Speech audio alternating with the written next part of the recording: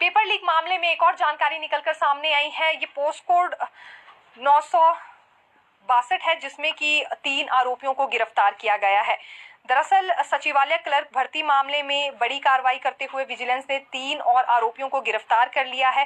Post code 962 के paper leak मामले में आरोपी ट्रैफिक इंस्पेक्टर की पत्नी सहित 3 आरोपियों को गिरफ्तार किया गया है।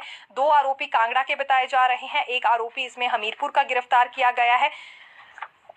इसमें पहले भी देखिए कुछ गिरफ्तारियां हो चुकी है। विजिलेंस ने आरोपी महिला कर्मी उमा आजाद और आयोग कार्यालय के सामने ढाबा चलाने वाले सोहन सिंह के समेत जिला ऊना के एक व्यक्ति को गिरफ्तार किया था। ये रवि कुमार नाम बताया जा रहा है, निलंबित ट्रैफिक इंस्पेक्टर है। तो इन तीनों की गिरफ्तारियां पहले हो गई थी, इसके बाद अब 3 और ज्यादा इसमें गिरफ्तारियां हुई है। जो आरोपी अभी पकड़े गए हैं उनके मोबाइल फोन में प्रश्न पत्र मिला है, तो ये संभावनाएं बढ़ गई हैं कि उन्होंने अपने मोबाइल फोन से न जाने कहां इस प्रश्न पत्र को साझा किया होगा, जिसके बाद गिरफ्तारियां हो गई हैं और अब इन आरोपियों को 15 फरवरी को अदालत में भी पेश किया जाएगा। तो यही एक कारण है जो कि बार बार सरकार की ओर से भी गिनाया जाता है कि आखिरकार क्यों रिजल्ट घोषित नहीं हो रहा है। अभी जो पोस्ट कोड 62 है, इसमें देखिए अभी तक इंतजार ही बना हुआ था और ये भी अभ्यर्थी मांग उठा रहे थे कि रिजल्ट जल्दी घोषित किया जाए, लेकिन ठीक उससे पहले 3 और गिरफ्तारियां होने का मामला इसमें सामने आया है। जीओआईटी पोस्ट कोड 817 पर आज मंत्री हर्षवर्धन चौहान ने साफ तौर पर अपनी बात रखी है। दरअसल बात इसलिए रखी क्योंकि अभी कैबिनेट सब कमेटी का गठन किया गया है। 9 फरवरी को जो कैबिनेट हुई थी, इसमें डेप्यूटी सीएम मुकेश अग्निहोत्री को इस कमेटी का अध्यक्ष बनाया गया है और मंत्री हर्षवर्धन चौहान इसमें सदस्य बनाए गए हैं। तो मंत्री हर्षवर्धन ने ये आज क्लियर करना चाहा है कि जल्द से जल्द पोस्ट कोड 817 का रिजल्ट घोषित कर दिया जाएगा।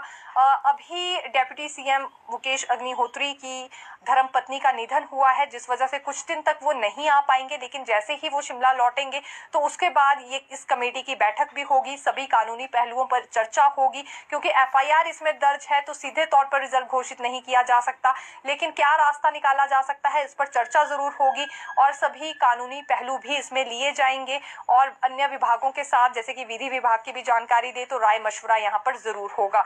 तो इसीलिए थोड़ा सा धैर्य ये रखे अभ्यर्थी, ये बात उनकी ओर से कही गई है। लेकिन अगले कल के लिए जानकारी ये आई है कि बजट सेशन क्योंकि शुरू हो रहा है और विधानसभा का घेराव करने के लिए पोस्ट कोड 817 के अभ्यर्थी पहुंचने वाले हैं।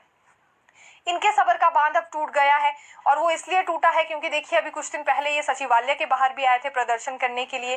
कई दफा सचिवालय के बाहर ये प्रदर्शन कर चुके हैं, लेकिन जब रिजल्ट घोषित नहीं हो रहा है सुप्रीम कोर्ट का ऑर्डर आने के बाद भी, तो फिर इनके लिए ये काफी चिंताजनक जैसी स्थिति पैदा हो गई है। इन्हें लग रहा है कि पता नहीं सरकार रिजल्ट घोषित करेगी भी या नहीं, लेकिन मंत्री हर्षवर्धन ने आज ये भी साफ तौर से कहा है कि बिल्कुल हक में है सरकार, इनका रिजल्ट घोषित किया जाएगा, लेकिन एक बार ये कैबिनेट सब कमेटी की बैठक हो जाए जरूरी है और ये तभी हो पाएगी अब जब उप मुख्यमंत्री मुकेश अग्निहोत्री शिमला लौटेंगे, क्योंकि अभी 3 से 4 दिन पहले ही उनकी पत्नी का निधन हुआ है, जिस वजह से वो अभी जल्दी नहीं आ सकते। तो कुछ दिन इंतजार करना होगा और ज्यादा पोस्ट कोड 817 के अभ्यर्थियों को।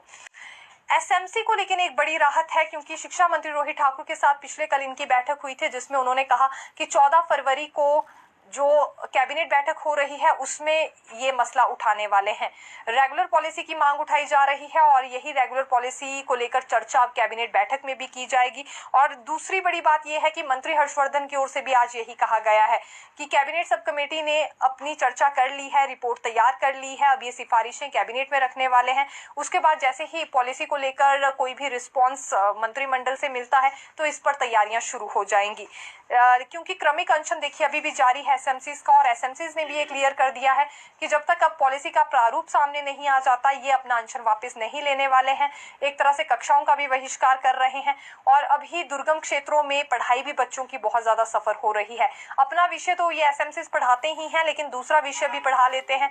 ऐसे में अब कुछ ऐसे भी क्षेत्र हैं जहां पर स्कूल सामने आ रहे हैं, एक भी टीचर अभी पढ़ाने के लिए मौजूद नहीं है, क्योंकि एसएमसीज ने ही पूरा जिम्मा वहां संभाला हुआ था और अब ये भी सड़कों पर उतर गए हैं।